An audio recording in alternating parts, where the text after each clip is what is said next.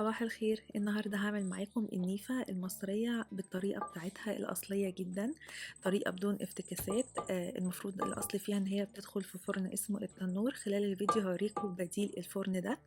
والنيفة اللي ما يعرفهاش هي لحم الجدي، وعادة بيكون الكتف. ممكن ناخد منه مثلا كمان حتة معاه من الرقبة، ممكن ناخد حتة من الضلوع، بس هو الأساس في لحم الكتف. هقدمها كمان مع رز مصري بالشعرية وشوية مكسرات كده. الوصفة دي حلوة جدا، بتنفع في العزومات، مشوية وريحتها بتقلب الدنيا حرفيا. ويلا على طول نبدأ ونشوف محتاجين ايه.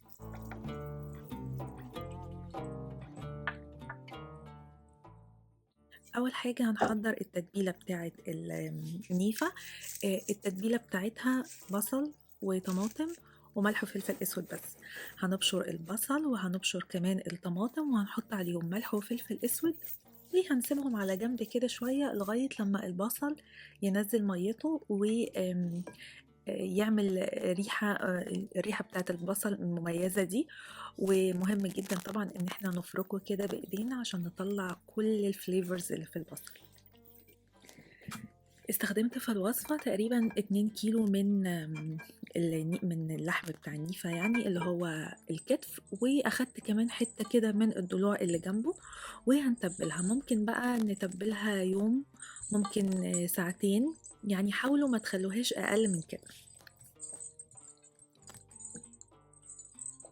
وزي ما قلت لكم ان هي بتدخل جوه فرن بيبقى محطوط تحت الارض ومولعين فيه نار من تحت، وبتدخل في حله كده بتدخل جوه الفرن ده اللي تحت الارض. فاحنا عشان ما عندناش الموضوع ده، فانا استخدم فخاره وهسخنها كويس جدا جدا في الفرن، يعني زي ما شفتوا كده هي مطلعه دخان.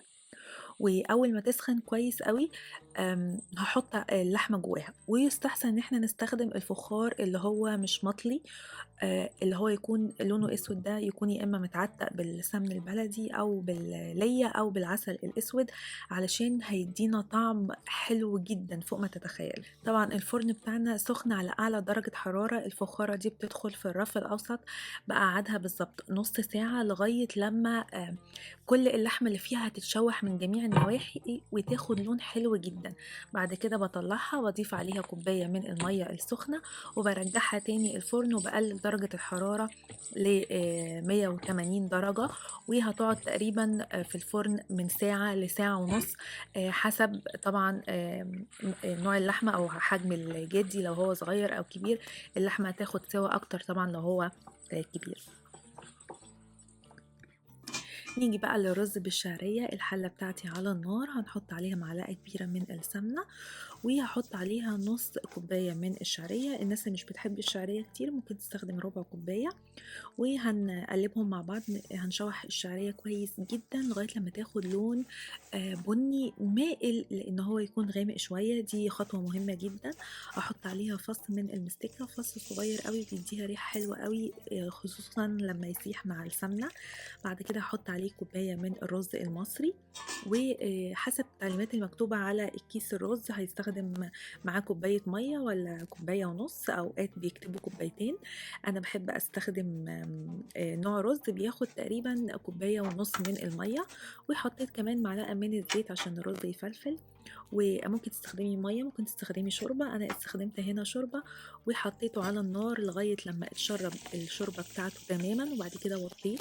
يعني هو النار بتبقى عالية لغاية لما يتشرب المية بتاعته، وبعد كده بنوطي وبنسيبه تقريبا بالظبط من 15 ل 20 دقيقة. بيطلع معاكم طعمه وريحته فظيعة زي ما انتم شايفينه، ومفلفل كده.